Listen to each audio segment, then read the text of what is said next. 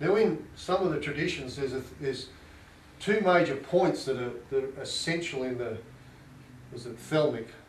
They have the vision of the Holy Guardian Angel, and they have the conversation with the Holy Guardian Angel, which is a big deal. The vision happens here, and the conversation happens here. This is a very energetic space. The vision is when you start to create the kingdom. And when you create the kingdom, so there's four things here. In occultism, the Kabbalah, you do banishing pentagrams. And there's ways of drawing the pentagrams to either invoke the energy or banish the energy of the elements. When it's banished, it creates a sanctum. There's nothing else other than the spirit. The elements have gone. Now when you listen, all these elements, smell, taste, all the senses, they're banished. And you hit this space. And when you hit it, you start to hear the hissing of the serpent or the shin. And that's the kingdom. Here is becoming. It's becoming who you are. And to do that, you've got to overcome who you're not. This area here is where your, sort of like your subconscious is, the source of the sexual energy. This is your thoughts, and this is your feelings. So if you, I'm not real good at this, but if you consider that my t-shirt is a light, which is this, and this is my thoughts, and this is my, this is my feelings, right? They're two dogs, and they're barking. Now that image, that silhouette is seen here in the subconscious. And we believe that we're these two dogs. That's that old joke about the Indian guy. His name, you probably never heard of it, have you? You know that one? How did he get his name? Yeah. I'll tell you later. It takes away. But we believe that. So if we change our thoughts and our feelings, then the image we have of ourselves also changes. So this subconscious or plastic substance is the foundation of matter, or of what formulates in our lives. Does that make sense? That matters, the activity in our lives, let alone our body and our health. So that's the thoughts and the feelings, as the self shines onto it, that create the foundation upon which we believe is real. So that's not the true self? Is that what you're saying? Yeah, this is the Christ self, and this is, that's Godhead, our Godhead. But you can't go to the Father save through the Son. You must have self in order to access. So what's number 9? That's the foundation. That's your imagination, your sexual energy, and on the flame, that's. We can't separate these two. But that's where the blue-black flame rises from the burning. That's where the burning is, but it's connected to here. Does that make sense? That's that part of the flame. You probably can't see that guy there. He's a long way away. That's the world card. If you get the opportunity, have a look at it.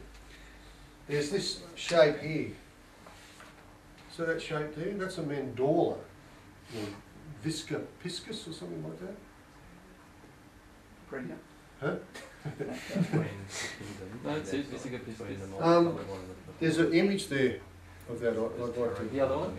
Yeah, there's one in there. Thank you. That's well done. Get rid of that guy. Well, there you go. You've got it happening. I'll go over here. Can I just ask, Yes. when you said you apply theory to practice and then you know for yourself, that knowledge, what do you know? Is it self-knowledge that you know? Or is it knowledge of life and how life works? Or are they really the same thing? One and the same. Yeah. There's a thing called the Emerald Tablet. Have you guys heard the Emerald Tablet? It's probably the most, for me anyway, it's the most profound piece of writing on the planet. Legend has it that it was writing on this piece of emerald, and it's not dug into the emerald, it's what do you call it, embossed or something comes off the emerald. And there's no way someone could actually do that. It's somehow been made that way by some other force. And there's legend of it coming from pre-Atlantis into Egypt, and then copies of it were found in the Valley of Hebron or something where the Dead Sea Scrolls were found. And it's a pretty small passage by a guy called Hermes, Hermetic art. It was, this is what this is. And I can't remember the exact words, but it goes, true without error, certain and most true. That which is above is that which is... True without error, certain and most true. That which is above is as that which is below. And that which is below is as that which is above. For performing the miracles of one thing, and as all things are from one, by the mediation of one, so all things arose from this one thing by adaptation. The father of it is the sun, the mother of it is the moon, the wind carried it in its belly, the nurse thereof is the earth.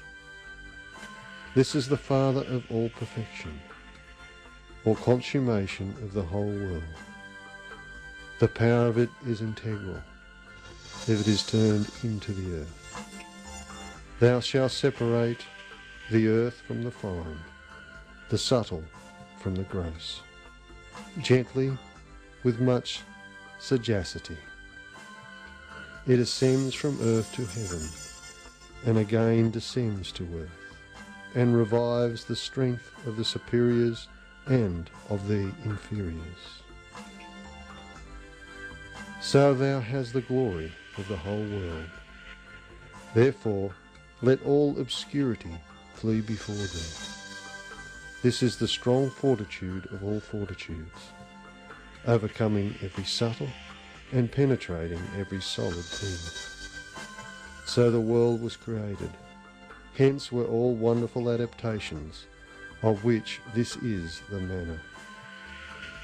Therefore I am called thrice great Hermes, having 3 parts of the philosophy of the whole world.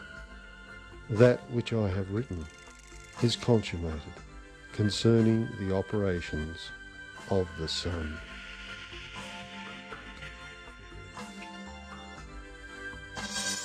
As above, so below.